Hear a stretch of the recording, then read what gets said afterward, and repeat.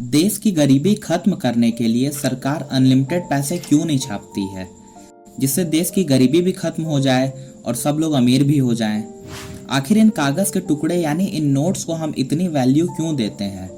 और आखिर में ये सवाल उठता है कि इन पैसों का जन्म कैसे हुआ और इन पैसों की जरूरत हमें पड़ी ही क्यों? इन सारे सवालों के जवाब हम इस वीडियो में जानेंगे।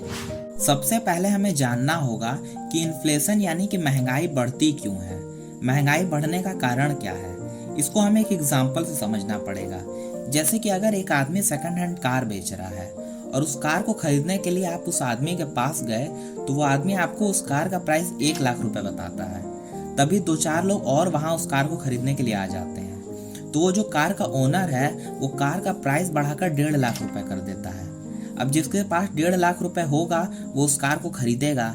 तो इस एग्जाम्पल से हमें ये समझ में आ गया कि किसी भी सामान का महंगा होना डिपेंड करता है कि उस सामान की मार्केट में कितनी सप्लाई है और उस सामान की कितनी डिमांड है। जैसे कि अगर सामान की सप्लाई मार्केट में कम है लेकिन उसकी डिमांड ज़्यादा है, तो उस सामान का ओनर सामान का प्राइस बढ़ा देगा और वो सामान मार्केट में महंगा बिकेगा। या फिर किसी सामान की सप्लाई मार्केट में ज़्यादा है लेकिन उसकी डिमांड कम है, तो वो सामान मार्केट में सस्ता बिकेगा। तो ये तो बात हो गई महंगाई कैसे बढ़ती है, लेकिन इसी महंगाई को खत्म करने के लिए और देश को गरीबी से मुक्त करने के लिए सरकार क्यों नहीं अनलिमिटेड पैसे छापकर लोगों में बांट देती है? तो इस सवाल का जवाब ये है कि सरकार अगर अनलिमिटेड पैसे छापकर लोगों में बांटेगी तो महंगाई घटने के बजाय और बढ़ जाएगी। अब ये कैसे? तो ये ऐसे कि मान लीजिए BMW कार ब्रांड अपनी कार को 1 करोड़ में बेच रही है और अचानक सबके पास करोड़ों रुपए आ गए, तो सभी लोग BMW खरीदने के लिए BMW के शोरूम पहुंच जाएंगे। तो BMW कार ब्रांड अपनी कार का प्राइस बढ़ाकर 1000 करोड़ की बेचने लगेगा, क्योंकि जो कार की सप्लाई है मार्केट में वो लिमिटेड है लेकिन उसकी डिमांड बढ़ गई है। तो जो कार पहले 1 करोड़ की बिकती थी वो अब 1000 करोड़ की बिकने लगेगी। मतलब कि पहले भी कार महंगी थी, अब भी कार महंगी रहेगी। यानी सभी लोगों के पास 1 करोड़ रुपए तो आ जाएंगे लेकिन उस 1 करोड़ की वैल्यू घट जाएगी। तो अगर सरकार ऐसा करेगी तो पैसे की क्वांटिटी तो बढ़ जाएगी लेकिन उस पैसे की वैल्यू घट जाएगी और सामान और भी ज़्यादा महंगा हो जाएगा। और ऐसा ही दिमाग लगाया था जिम्बाब्वे की सरकार ने अपने देश की आर्थिक स्थिति को ठीक करने के लिए। उन्होंने अनलिमिटेड नोट्स प्रिंट करके लोगों में बांटना शुरू कर दिया और जिम्बाब्वे का हाल ये हुआ कि उनकी आर्थिक स्थिति ठीक होनी तो छोड़ो और बिगड़ गई। वहां के लोगों को कोई भी सामान खरीदने के लिए बैग्स में भर भर के नोट्स ले जाना पड़ता था।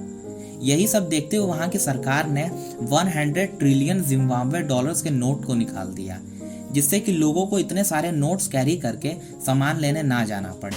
अब तो आप समझ ही गए होंगे कि नोट्स को अनलिमिटेड प्रिंट करने से देश की गरीबी नहीं खत्म होगी, बल्कि देश में रोजगार बढ़ाने से, रिसोर्सेज बढ़ाने से और अलग अलग सेक्टर में ग्रो करने से गरीबी खत्म होगी। अब आप सोचेंगे कि जब इन नोट्स के कम होने से प्रॉब्लम है और ज़्यादा होने से भी प्रॉब्लम है, तो इन नोट्स को मार्केट में लाया ही क्यों गया? ये समझने के लिए हमें सालों पहले चलना पड़ेगा, जब मनी नहीं हुआ करता था। उस समय अगर किसी को कोई भी सामान चाहिए होता था तो वो बार्टर सिस्टम का यूज़ करते थे, जिसमें कि सामान को एक्सचेंज करके अपनी ज़रूरतों को पूरा किया जाता था। लेकिन यहाँ पर समस्या तब आती थी जब किसी आदमी को ऐसी चीज़ की ज़रूरत पड़ती थी जो कि दूसरे आदमी के पास ना हो। तो यही सब देखते हुए वहाँ के लोगों ने सोचा कि क्यों ना मार्केट में ऐसी चीज़ लाई जाए जिसकी हर किसी को ज़रूरत हो और उसको कैरी करना भी आसान हो। और यहीं पर जन्म होता है मनी का। वैसे अगर देखा जाए तो हम जितना इस मनी को वैल्यू देते हैं, लेकिन असल में इसकी इतनी वैल्यू है नहीं। और ये नोट्स मात्र एक कागज़ के टुकड़े हैं जिन्हें हम वैल्यू देते हैं।